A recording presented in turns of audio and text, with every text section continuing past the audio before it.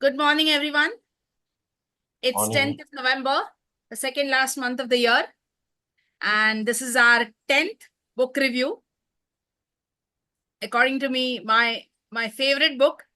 And I really admire the three speakers today that they have taken up this book because it's not an easy task. So this is Dr. Sandhya Patil, the moderator for today. And we have Dr. Kishore Kumar Pahuja. He's a chartered accountant and a PhD in behavioral science, insolvency professional, and he's also a social auditor. He has worked in Mumbai, he has worked in Singapore for over 15 years, and he has been in practice since 1999. Then we have trainer Kavita M. Prakash. She is passionate about public speaking and helping people to develop positivity. She's a corporate trainer delivering modules on attitude and behavior transformation. She also works extensively with children and young adults to build leadership skills. Finally, we have CA Heet Shah. He's a seasoned chartered accountant uh, with qualifications like BCom, LLB. He extensively practices in GST and FEMA law. He has over 4 years of experience as a consultant for prominent groups, and he brings valuable insights to complex financial and regulatory challenges. Coming back to the book for today, that is Arthashastra. Arthashastra, none other than the king, originally written by the kingmaker, Chanakya. So no wonder he's called as a kingmaker, because he not just thought of the idea, even if that idea originated from revenge to an insult that happened, but the way he worked on the idea, right from finding a suitable candidate to developing the candidate into becoming not just a king, an emperor, and being with him throughout. So there are many, many vital lessons that Arthashastra teaches us. And the book that the three speakers have taken today is actually a collaboration of multiple Arthashastras. So I will not talk much on this because it's going to be a long meeting for us. So all the best to the speakers for the day. I guess it's Kavita ma'am who's going to take. Yes. Namaste, everyone. Good morning. And everyone is looking forward to see what this book is all about. Kavita, you will have to share the screen. I will. So there is no suspense about it. This is not a self-help book for common man. It is a book of lot of thoughts about 180 topics that Kautilya envisaged for making his king the best kingmaker. Arthashastra was written over a period of time, and it was written with the intention of helping Chandragupta Maurya and his team to run the state. So it is a book definitely on statecraft and a various host of topics that he covers. And it is like every time he encountered a situation, he had a formula for it. He put it in a shloka, a compact presentation, and then wrote it on one talegari. So that is what it is. And he must have written it across a period of time. And that is why we have so many books. At first, when we started on it, we thought it will be just one book that we will read, which was true because we were reading the English version. However, when we delved deeper into it, this book gave us a lot of surprises. So you've just seen the cover page of the book that we kept up for reading, and also the man who was in the court of Chandragupta Maurya and helped defeat the Nanda dynasty. He assisted and guided Chandragupta Maurya for statecraft and various other components of keeping the state intact and expanding the kingdom. This originally is a text written in Talegari, that is the leaf manuscript, which is there in Oriental Research Institute in Mysore. And I went and personally saw this Talegari. It gave me goosebumps.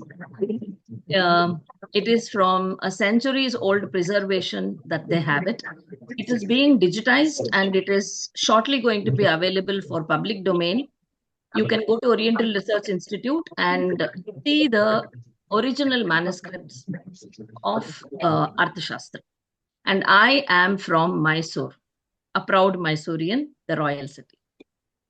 And I had always had this, drive to go and see the original manuscript. I really felt nice. I will show you a picture of it now. To talk about the overview of Arthashastra, it has its own theory that there are 4 necessary fields of knowledge. First one, the Vedas. The second, Anvikshaki, which is the science of reasoning. Third, the science of government and the science of economics, which includes the professions of agriculture, cattle, trade, and all that. So he says that it is from these 4 that all other knowledge, wealth, human prosperity is derived. This is the overview of the entire Arthashastra. There is a theme shloka which is very beautiful. I love it for the way it is impregnated with meaning for all of us to carry home. It says, Sukasya moolam dharmaha, dharmasya moolam arthaha, arthasya moolam rajyam, rajyasya moolam indriya jayaha, indriyasya moolam vinayaha, vinayasya moolam vruddhopaseva. So what this means is, the root of happiness is dharma, that is ethics and righteousness. The root of dharma is artha, which is economy and polity. The root of artha is right governance. The root of right governance is victorious inner restraint. The root of inner restraint is humility. The root of humility is serving the aged. This is one of the sutras from Kautilya's Arthashastra. This treatise is divided into 15 book titles. That means, yes, there are 15 books and 150 chapters across the 15 books, in which he covers 180 topics related to statecraft. And it has these 15 books, and we have apportioned it among the 3 of us as 5 books each. So I will be talking about giving you a concise overview of these 5 books which are in the first. That is the subject of training. This training is intended for the king to become a Rajarshi. So it is not just physical training or army training. It is a holistic training, including spiritual development. The second one is on the activities of superintendents. That is the people who are in the administrative positions. The third book deals with justice. Justice to common man, justice to everyone in and out of the kingdom. The fourth book deals with eradication of thorns. Thorns are, of course, the enemies. So it is also about spies and all of that. The fifth book deals with secret conduct, espionage. And the rest of the books will be dealt with by my co-presenters, Kishore Kumar sir and Heetsha sir. So I will just give you an overview so that you know what are the 15 book titles. I will also share this PPT with you later.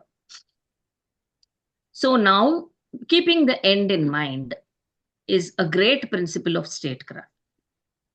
That is something which I really connected with. Unless we do not know our goals, we cannot chalk out a plan or a plan of action. So the penultimate paragraph of Arthashastra states that the treatise was authored by a person who rescued the country from the Nanda kings, although it does not explicitly name this person. However, from history, we know that the Maurya Prime Minister Chanakya played an important role in the overthrow of the Nanda dynasty. This is the background, just like how Dr. Sandhya also mentioned. And this manuscript was written and thought to be lost in the colonial times, but it was rediscovered and kept in the Oriental Research Institute, which was found in 1905 by R. Shama Shastri. And he translated it into English and published it in 1915. So he took 10 years to kind of translate the whole thing to English. And he was no small man of accomplishment. Shama Shastri sir was also a great scholar, a musician too. This is the original manuscript, which is the digitized version that I'm presenting to you. So Arthashastra is an ancient Indian Sanskrit treatise on statecraft, political science, economic policy, and military strategy. The first book talks about how the king should be made and learn. It is about the science of learning. So the Rajarshi has self-control and does not fall for the temptations of senses. Rajarshi is a king, a sagely king. Not all kinds of kings can be sagely. He is one who learns continuously and cultivates his thoughts. He avoids false and flattering advisors and instead associates with the true and accomplished elders. It also lists out the process of selecting the ministers and key officials. What are the qualities that each person must have, from what background, what upbringing, what familial background. So they did have their own system for BGV. Background verification, like when we hire people. And book 2 talks about the mechanics of governance, the duties and responsibilities of a ruler. It also talks about the intricacies of statecraft, which emphasizes on pragmatism, that is practical handling of situation, and strategic thinking. It also covers in various shlokas across book 2 the functions of the state, types of governance, diplomacy and relations, security and defense.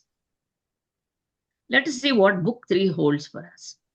It is dedicated to civil law, including sections relating to economic relations of employer-employee, about partnerships in business, about sellers and buyers. So this is where he covers the economics portion of statecraft.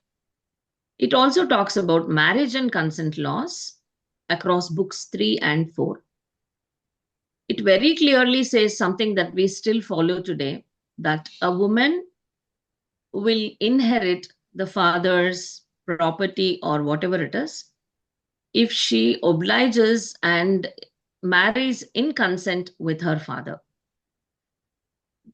And if she does not do so, there are 8 types of marriages that he also describes across these 2 books. And for Gandharva marriage, the handover of property or legacy is in a different way. For official arranged consent-based marriage, the transfer of heir is different. And he describes all of these in detail in his shlokas. Very interesting. I was very intrigued about all the things that he has covered.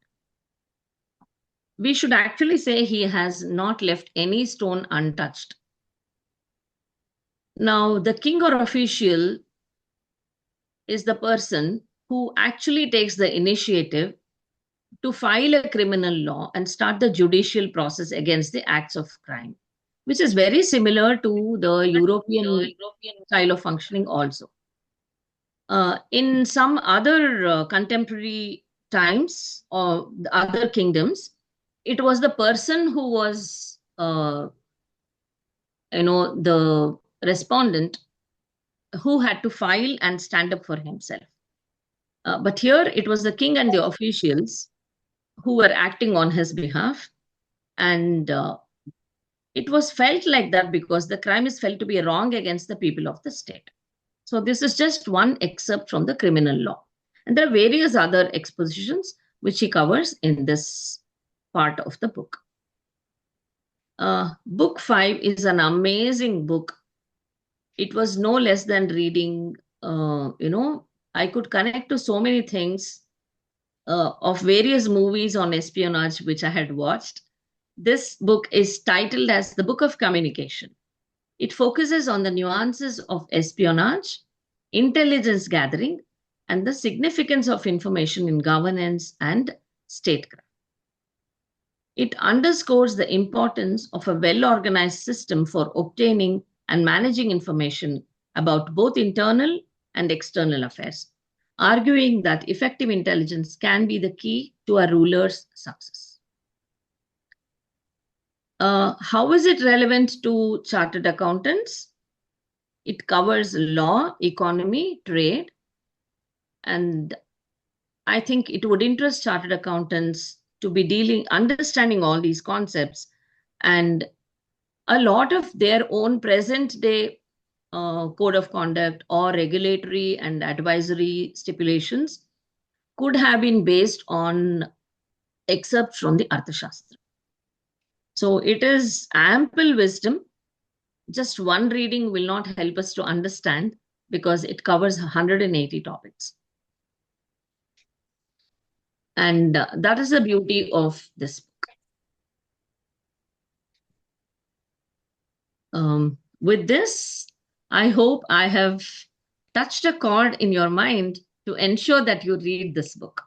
So what we did was the translation by R. Shama Shastri. You can either go through, if you're proficient in Sanskrit and you have the time, definitely take your time and go through all the 15 books, original Sanskrit version. It will be great. I am planning to do that. And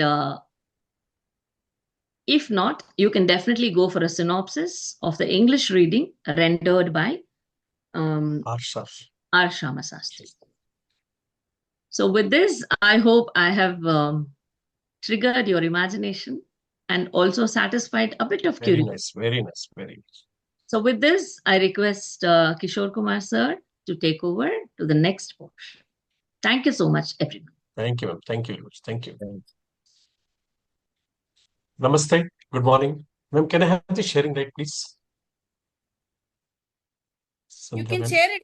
Yeah. Okay. I got it.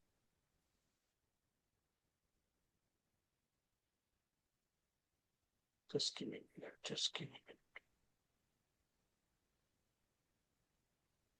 I think so. It's visible. Yes. Just give me a minute.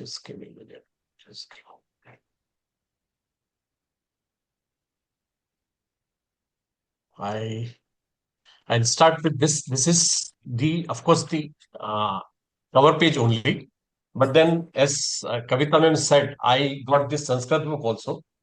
Kavita ma'am's book is interesting, but if you want to learn from this, not so easy.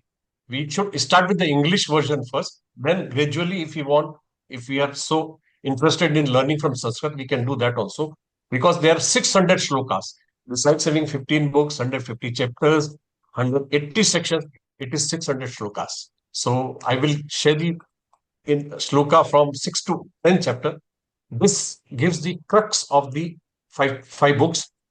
Ekam hanyan va hanyadishu kipto dhanushmata Ragyentu mati kshipta hanyad gargatanapi hanyad garvatanapi.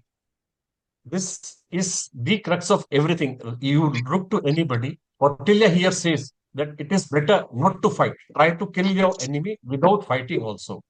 The arrow shot by an archer may or may not kill a single man. But skillful intrigue devised by intelligent men can kill even those who are in the mob.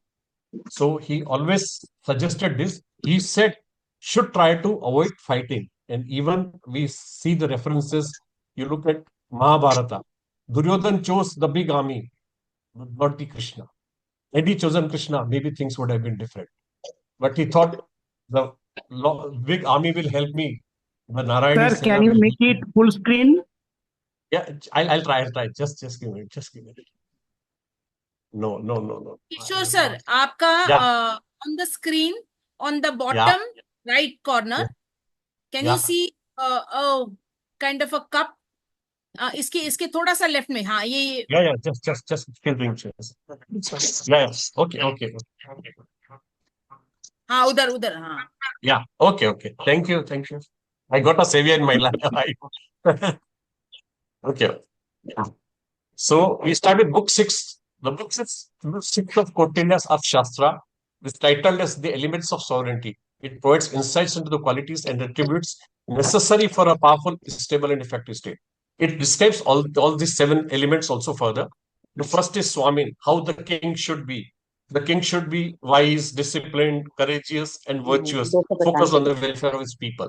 Then Amatya is the minister. They call Amatya. The minister is always called Amatya there.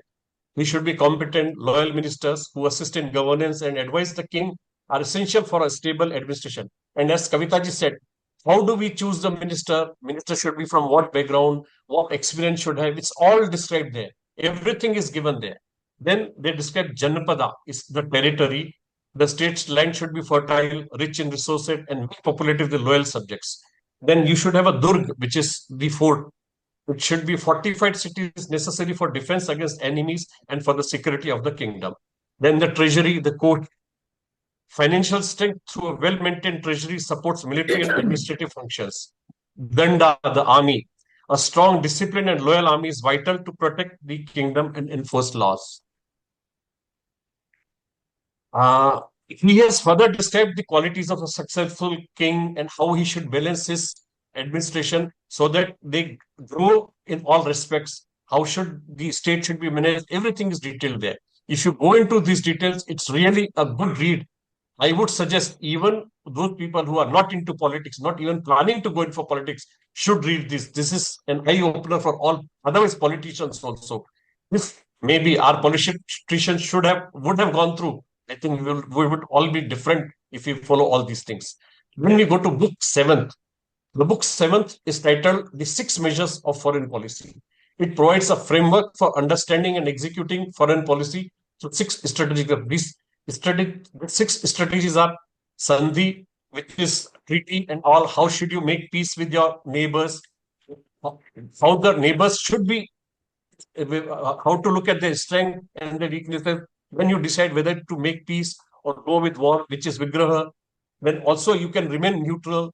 Then marching on campaign. No, nowadays marching on campaign is not very regular, but there are, like we are seeing in Ukraine and Russia, so it is a sort of marching on campaign also. Then seeking protection. If you find yourself weak as compared to some other nation or maybe some other person, you can always seek protection also. Then double policy. Dvidi Bhava, I think looking at today's geopolitical situation, I am not very sure of other nations, but India has to have Dvidi Bhava, the double policy. If you look at America, we are dealing in America in all respects. We are also dealing in Russia also in all respects. We are facing Bangladesh at one side and we are facing Pakistan on the other side. And also we are friendly to Iran, which is again an Islamic country, and we are not friendly to Pakistan and Bangladesh, not Bangladesh, which are also Islamic countries. And this Kautilya has also given an idea. If you look at the chart here, seek shelter or protection if you are weak. Do sandhi if you think you have a relative power as compared to the other nation. Be neutral or you use yana, and if you're powerful, go for Vigraha also. You can have diplomatic war or war by council. Then if you have to go for physical war, which is either actual, when if you are very dominant, you can go for that also.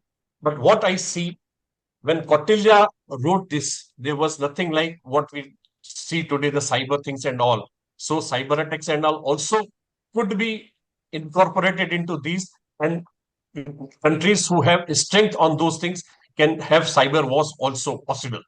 So you can decide accordingly in today's circumstances whether to do which type of policy, which I think India presently is following in many of the cases very perfectly. And this he talked in the seventh chapter only. This is circle of states, the mandala theory they call it. This mandala theory, they considered 12 states in one mandala. Again, this depending upon the strength and weakness of the neighbors, they have decided who will govern whom and how will they be friendly or enemy to each other. So Madhyama is the middle king. Then you have conqueror, which is Vijigakshu. You have an Ari, which is neighboring enemy. You have Arimitra, who is your enemy's ally. You have Akranda, which is rear ally. You have Mitra, enemies, ally. So if you look at present circumstances also, we have various countries. You face China at one place, and the same place you are friendly to Israel and you are friendly to Iran also, though they are fighting with each other.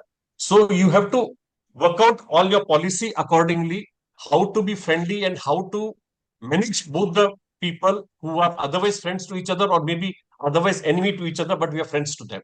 So this gives you the strategy how to make follow your foreign policy. Just give me a minute. If I can share one video with you all, I am interested to show you that video if it helps to understand our foreign policy. Person you wish to have dinner Can with, see now also? King John Woo or George Soros? I think this is Navratri, I'm fasting.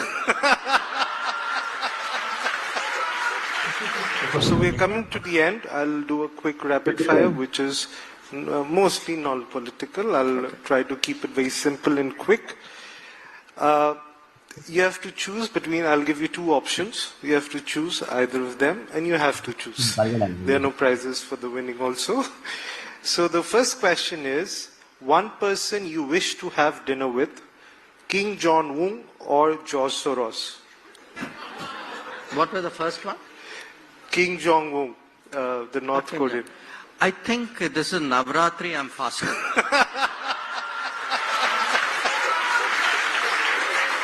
No wonder your 40 years of diplomacy is on your lips. Wait, okay.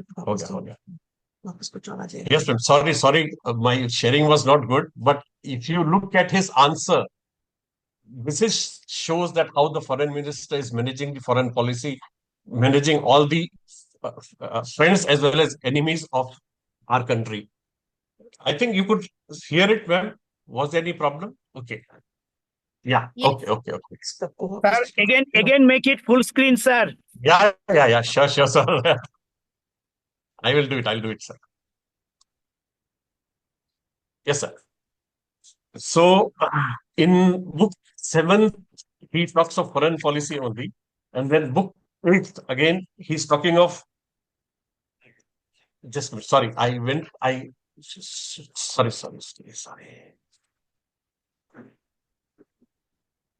Book 8, he talks concerning vices and calamities. He focuses on the potential dangers and crises that a kingdom might face and how to effectively mitigate them. So as Internal calamities and external calamities. He has given all the details there. How should you manage in whatever, if there are greedy people, corrupt people, how to manage the financial calamities you face there, natural calamities, and maintain even on those calamities, how to maintain public morale, how should you manage your finances there, where to cut your corners in good times so that you can have good finances during calamities and all. And then we go to book 9th, which is titled The Activity of a King Preparing to March into Battle. This we discussed earlier also. Marching is not as common now, but there are other ways where you can say they are marching into battle. And it focuses on strategies, preparations, and considerations necessary for a successful military campaign. It also suggests how should you prepare for war before engaging in battle. Thorough preparation is essential, including logistics, supplies, and army readiness. It also gives you types of military campaigns. Kautilya has distinguished between different types of campaigns, offensive campaigns, defensive campaigns, and he also suggests you should assess the enemy's strength also when you choose the right time of war, because timing is very critical. It should be in such a way that you always try to win. You just cannot jump anywhere and then lose. And he also suggests you might sometimes choose defensive campaigns also. And when we come to book 10th, it is titled, it is all about relating to war. It focuses on tactics, formations, and principles of warfare. It also describes about types of war, open war, conventional face-to-face combat between armies used when both sides are equally matched. Then it says about concealed war, indirect tactics and strategies often involving ambushes to attack the enemy when weaker in numbers or strength. Silent war, use of espionage, sabotage, and internal subversion to weaken the enemy from without open conflict. Deceptive war, strategies involving misinformation and feign and retreats to mislead and weaken the opponent. It also has described various war formations, which was called Vyuhas there. We have heard about Chakravyuha a lot. Then there's Padma Vyuha, Garuda formation, and all these things. And it has very in detail described all the formations which should be followed to wage a war against the enemy. So if you talk of these 6 to 10 chapters, it mainly talks of foreign policy in war. How do you manage your foreign policy? When to go for a war? How to go for a war? Something like that.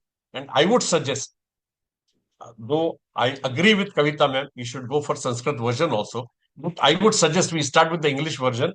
And it really is a good reading for all of us.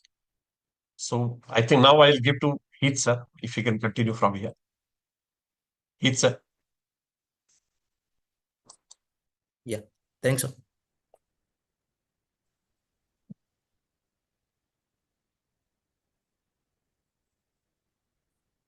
Heath, sir, you're from which city? I'm from Mumbai. Mumbai. Sorry? I'm from Mumbai. Mumbai. Okay.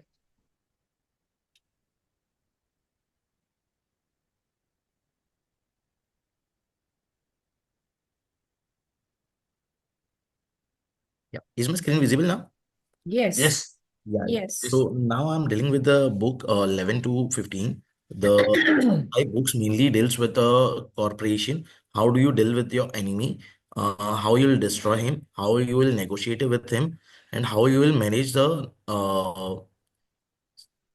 how you'll organize the treaties with them. So the book 11, the first book which is dealing with the conducts of cooperation, as in Kishore sir tell that Duryodhan selected an army rather than selecting a good corporation with the Lord Krishna. So in the same sense, this book deals with the corporation. It says that a king should have a good corporation rather going towards creating a huge armies. It says that a king should manage to have a spice who who'll look after the loyalty among the loyal peoples or the groups among the kingdom who may have a conflictory views among them. So basically, this chapter deals with the corporation part. It says you need to manage your kingdom by understanding the nature, or I'll say, the loyalty or the respect the people are having in their minds. So we should one king should have spice. Basically, it deals with different different ways of having the spice will influence the people in a right manner. Also, secretly, there should be a punishment given to the people who are creating a disloyalty among the group. So in order to have an bad influence, so that's what this book deals with. Concerning a powerful enemy, this book deals with the how to deal with the strong and adversary, focusing on the people. So how to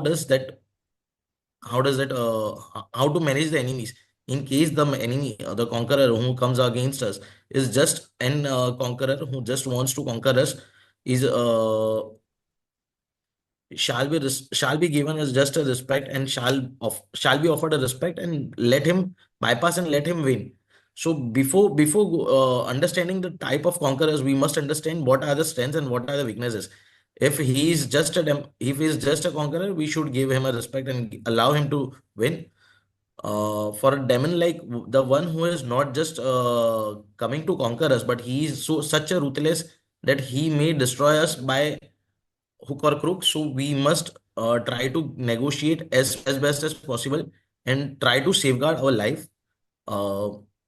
And if he is just a greedy person, we should offer him the wealth which he is looking for. This is the way he tells to deal with the powerful enemy in this chapter. Strategic means to capture a fortress is a it describes the strategic tactics or a psychological warfare to divide and weaken. Also covers the strategy for restoring the peace among the after a conquest. So basically, it deals with the strategies which needs to be maintained in order to uh, win over other kingdoms. So how shall we implement the spice? What should be the strategies we use to get over the influence among the people of other kings? Um, what will be the psychological strategy? What will be the different tactics which shall be used to win over the minds of the people from other territories? Secret means is a book wherein it deals with the psychological tactics to avoid direct conflict with the another king and without harming an enemies, we can have that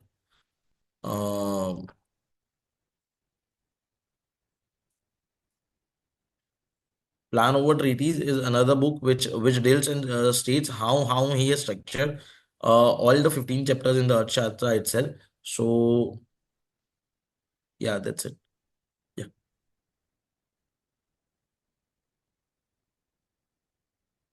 Thanks, ma'am.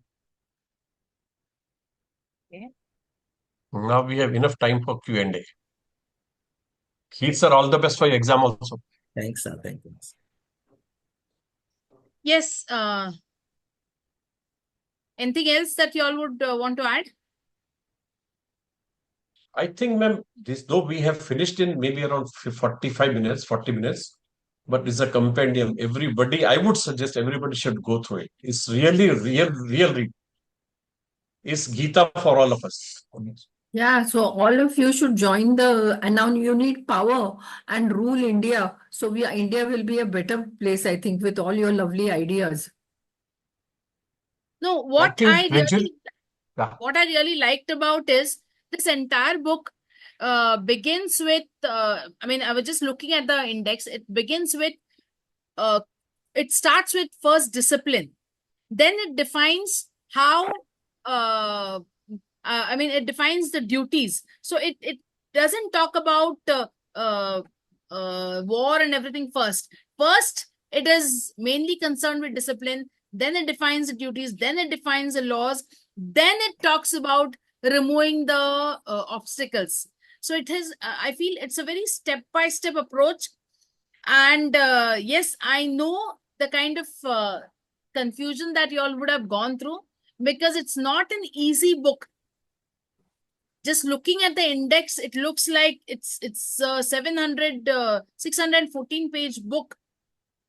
It's amazing. I would really love to read particularly from chapters 7th onwards.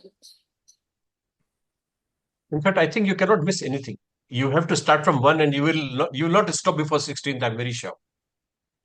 Yeah. 15. Yeah. We could have gone through. Yeah, Sanjay, what you said, the way you described it is the English title is Principles and Practice of Statecraft only. So it gives you everything from A to Z. How should you manage your state? State means nation or whatever you can have. Your territory, how it should be managed.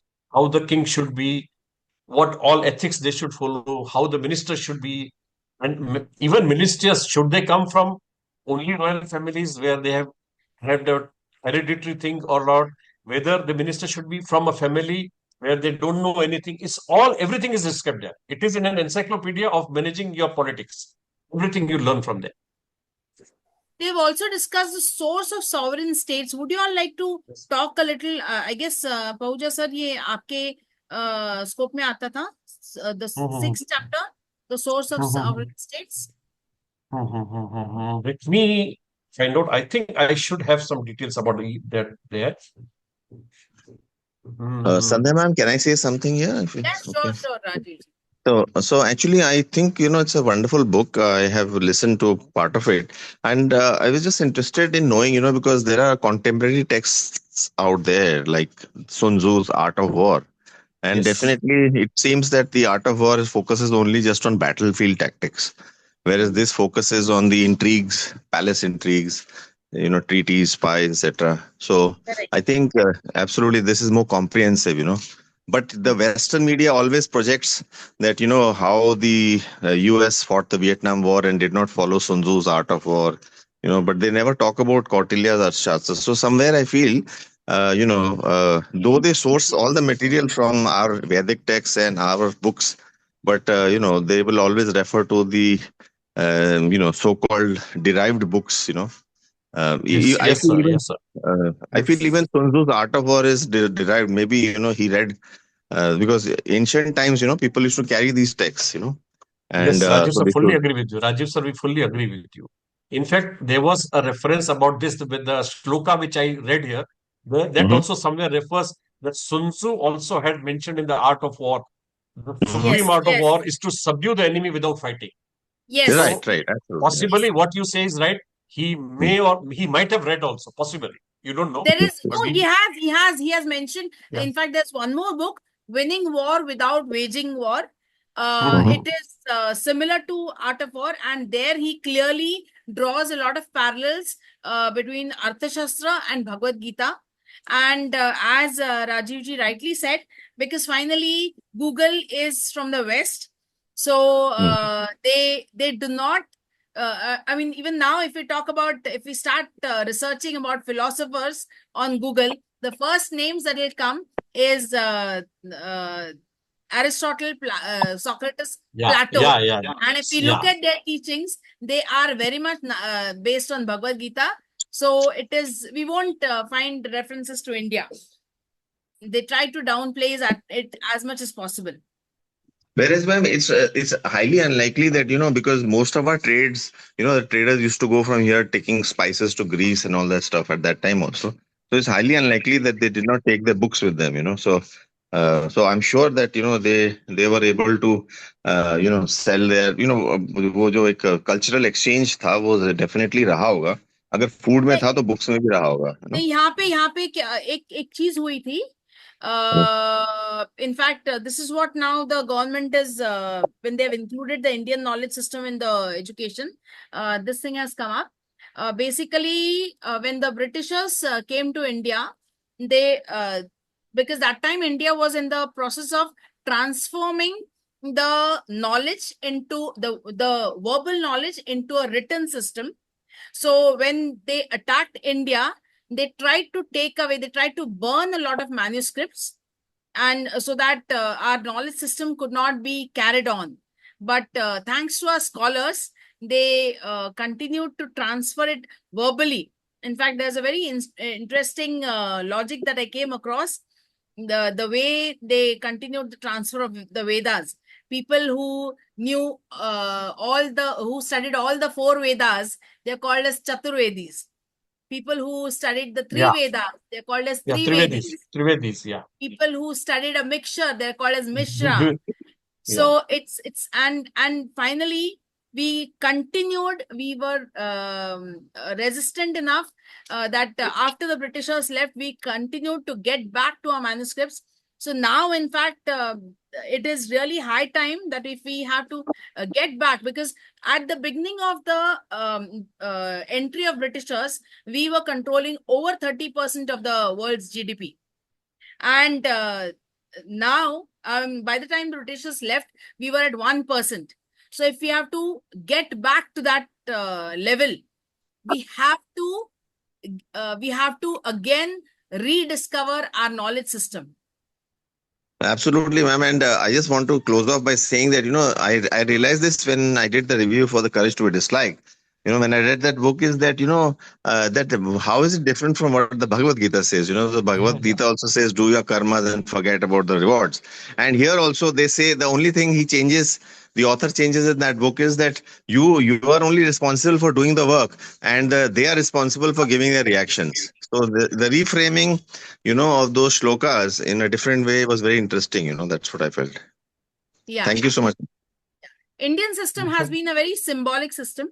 But one thing about Chanakya's Niti and Chanakya's Arthashastra, was that while our Indian philosophy has forced people to think, Indian philosophy gives the person the freedom to think. Chanakya differs over here because he brought an unknown person and he made that person the emperor. So there was one thing that Chanakya distrusted anybody else other than his own intelligence. So he wanted a person to follow everything to the T, whatever he decided. And that is one difference from Chanakya's philosophy as against the overall philosophy. That's my take on. That's why he has detailed the steps. That's why his Arthashastra is so much in detail. If you look at, though it has taken a lot of content from Vedas and Bhagavad Gita, but Vedas and Bhagavad Gita leave it open for us to think through. Whereas Chanakya is much more detailed. He says, you follow my question. You follow what I say. Yes. Yes, Sanjay ma'am, yes. what you say, Sanjay ma'am, just to interrupt you there, possibility ऐसा भी हो सकता है, because he found while he was playing, he was thrown out by Nanda ruler, and he wanted to take a revenge. He found this boy who was playing there, and he found that he could be a king. That is why possibly उसने शुरू से उसको train करके he found to get this should be like this, then only the state can be managed, otherwise cannot be. Yeah. I think I'll just add a small humorous thing there, that maybe Chanakya was a big follower of US GAAP. US generally accounting principles generally are very specific, whereas IFRS is very broad. So just thought I'd bring in that as a side note. I mean, I'm just saying because the accounting principles, दोनों में difference है जो US के accounting principles और IFRS. Yes. तो जैसे अभी आपने बोला कि he was very particular, everything should be followed to a T. So US GAAP maybe everything has to be followed to a T, and just thought I'd bring in that reference. That's all. Okay. Good analogy, Rajesh sir. Whoever it is, yes. Malini. Yes. Very nice review, sir. In fact, very impressive start. Overall, it went on well. I have a question, this was dated back, right? So does this have relevance even in today's scenario in all the parts? Can I handle it, or Kishorji? Yeah, I didn't get the question. You can go ahead, but I didn't get the question in fact. Malini, in fact, that is the most interesting part of our Indian scriptures and Indian philosophy. It is very much relevant today. Everything that was described then, it is very much relevant today, and different authors have written different books based on the same learnings, but they have just added their perspectives. Jesse, when Kishorji had showed that video, what he tried to show is that a senior minister like Jaishankar, I mean, how he was diplomatic enough to kind of get out of that sticky situation. He did not choose a side. Because at that level, every action of yours is evaluated and it is taken in a different perspective. Correct. Yeah. Got it. Malini, I think whatever is written in this book is always valid. Always. I think there's nothing like it will end anywhere that now it is no more useful or it cannot be applied now. If you read the portion about the war and you see the India situation there today, you will say that whatever India is doing is the best that can be done in these circumstances. You're managing relations with Iran and Israel both together. Both of them are your friends, but both of them are enemies to each other. Absolutely. Yeah. And the Bangladesh crisis. Continue. I also have a question. To whom? To Sandhya ma'am, not to me, please. Malini, is your question answered? Absolutely. Yeah. Thank you. Yeah. Because going forward, I have a question. Tell me, Ruchiji.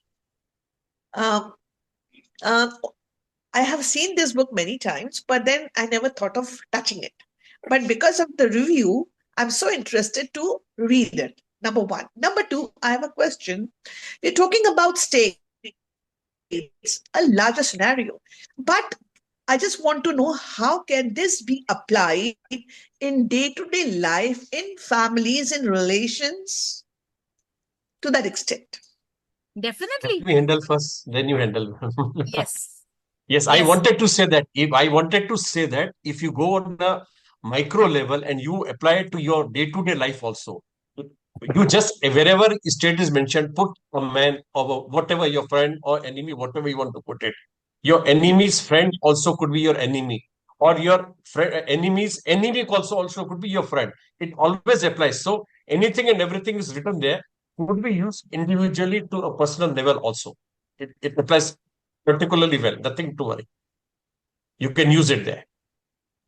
In fact, in Sanjay ma'am today's may add to it. perspective, I feel जैसे आपने बोला कि enemy's friend, ये जो आपने बोला, I feel the relations are decided by the environment.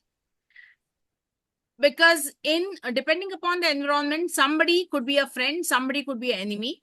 And in today's world, see, the time when, whether it was America, whether it was China, when they became the superpower, when they were leading, that was the time people could think individualistic. But today, where there are so many power centers, it is a much bigger challenge for a country like India to take the charge, because we have to manage so many equations. And in such a situation, being an influential leader in such a situation where you cannot dictate terms, you have to take them along with you. So it's like, sabka saath, sabka vikas, applying it at a global level. But you have to respect others' thoughts, respect others, perceptions, and at the same time be assertive enough.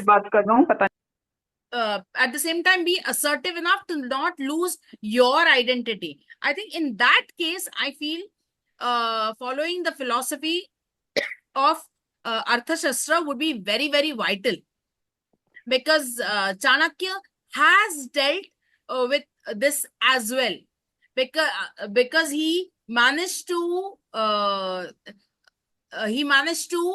kind of manage the equations with different kings and trained the emperor in all these aspects. So I felt this is something very nice. Mithali, you would like to add? Thank you.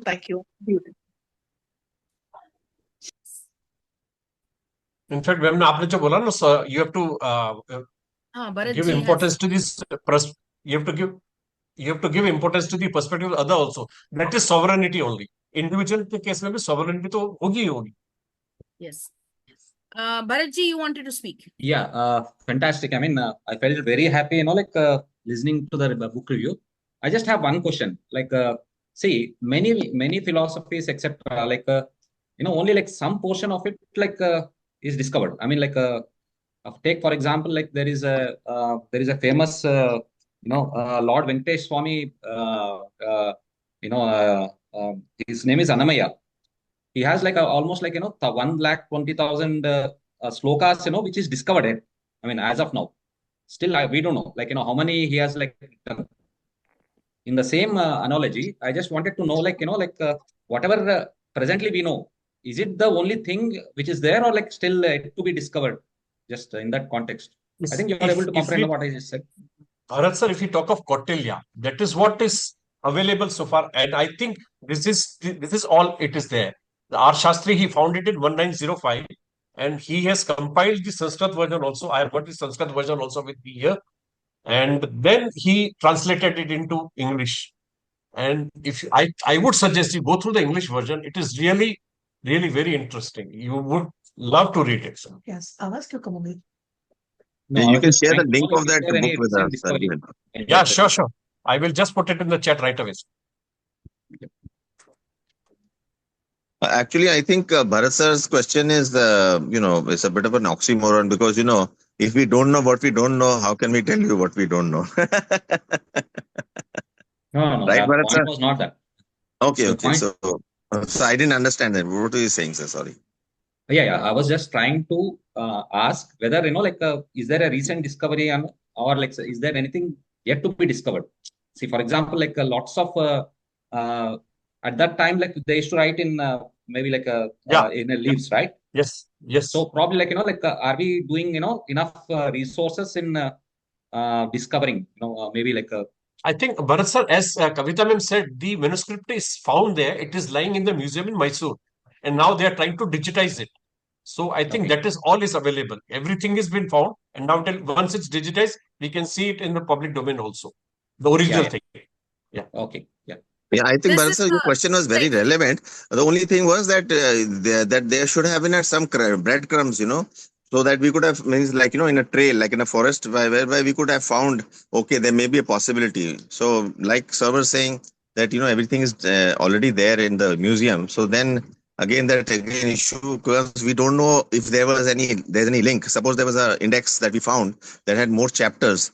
That would be, I think that's the question you're saying. Are there any breadcrumbs that tell us if there's anything more? Yeah, exactly. That's really exactly. what I was just trying to know. Like, I think the question needed a little rephrasing because it came across a little differently. But anyway, nice question. Thank you, sir. Thank you. Jayashree, anybody else would want to ask? Jayashree, Lian, Matthew sir? Inputs from Mangla ma'am. I'm waiting for it. I enjoyed the talk, There is and I could another similar connect. book, Oh, sorry. Corporate, what is it? Corporate, Corporate Chanakya. Yeah. There's a book called Corporate Chanakya. There is a very, very relevant book, which is, I think, runs parallel to this, which is also a relevant book. And I was just wondering if, since it deals with corporates, it would be more relevant for us to do it.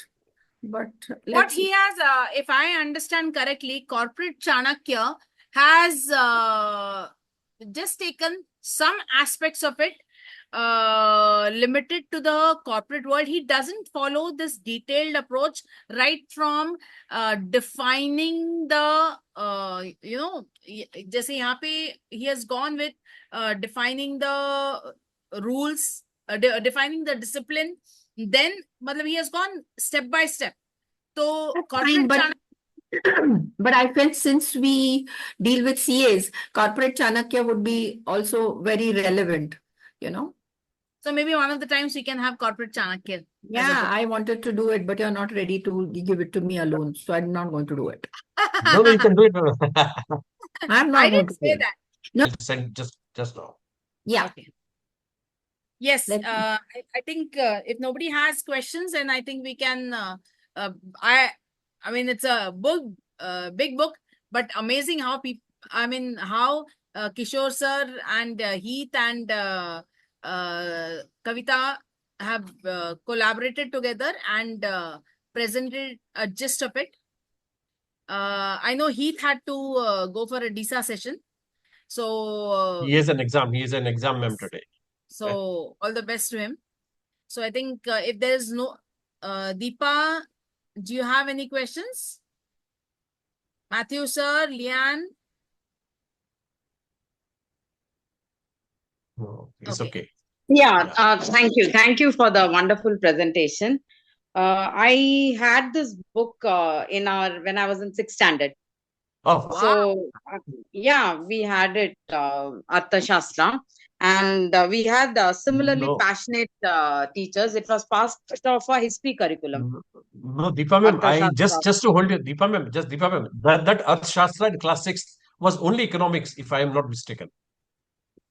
I don't know, maybe because in common if we day-to-day terms, when we talk of Arthashastra, Sandhya, I think Sandhya ma'am would correct me if I'm wrong. In day-to-day, when we talk of Arthashastra in Hindi, is economics in English.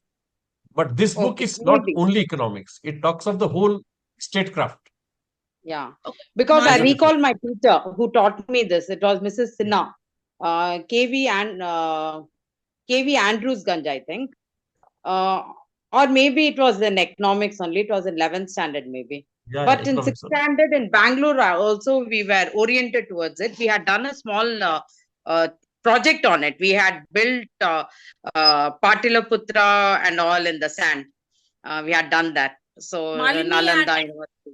uh, So and thank you. It was very reviving, and it brought in patriotism and inspiring, and it's a timeless literature because whatever principles are said by Kautilya is applicable today also.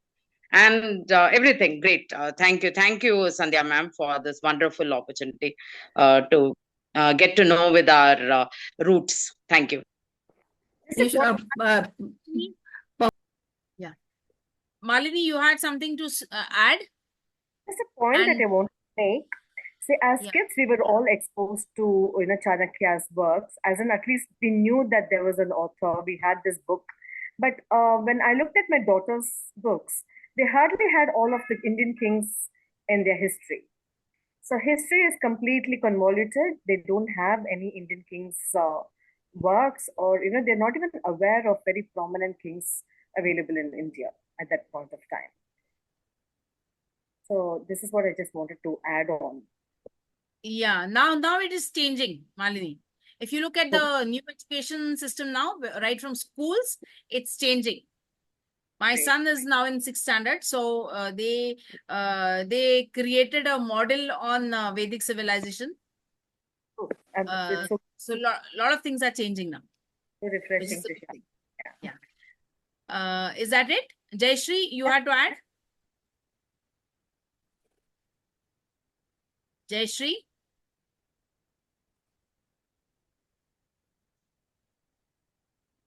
Okay, I guess. So if nothing to add, then I think we'll close the call for the day. Okay? Yeah. We have lost Kishore sir. Is there anything in the afternoon?